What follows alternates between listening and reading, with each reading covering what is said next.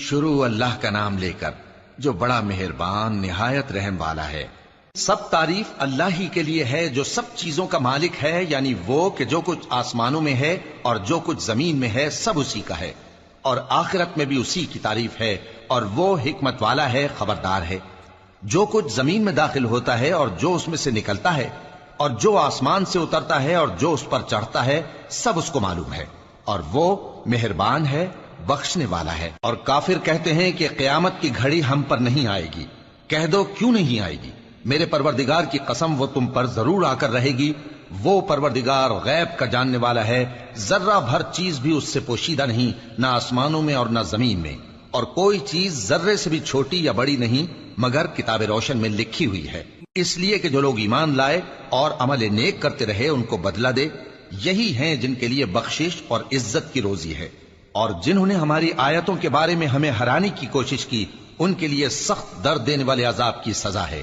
اور جن لوگوں کو علم دیا گیا ہے وہ جانتے ہیں کہ جو قرآن تمہارے پروردگار کی طرف سے تم پر نازل ہوا ہے وہ یقیناً حق ہے، اور اس اللہ کا رستہ بتاتا ہے جو غالب ہے، قابل تعریف ہے۔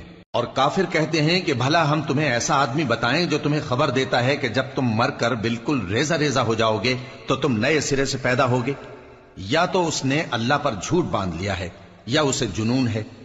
بات یہ ہے کہ جو لوگ آخرت پر ایمان نہیں رکھتے وہ آفت اور پرلے درجے کی گمراہی میں پڑے ہیں۔ کیا انہوں نے اس کو نہیں دیکھا جو ان کے آگے اور پیچھے ہے، یعنی آسمان اور زمین؟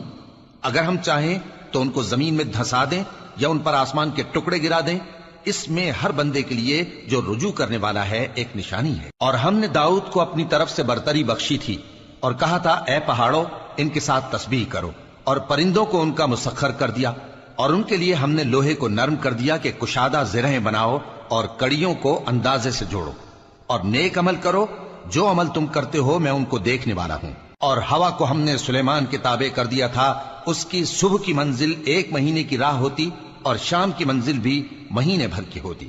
اور ان کے لیے ہم نے تانبے کا چشمہ بہا دیا تھا، اور جنوں میں سے ایسے تھے جو ان کے پروردگار کے حکم سے ان کے آگے کام کرتے تھے، اور جو کوئی ان میں سے ہمارے حکم کے خلاف کرے گا اس کو ہم جہنم کی آگ کا مزہ چکھائیں گے۔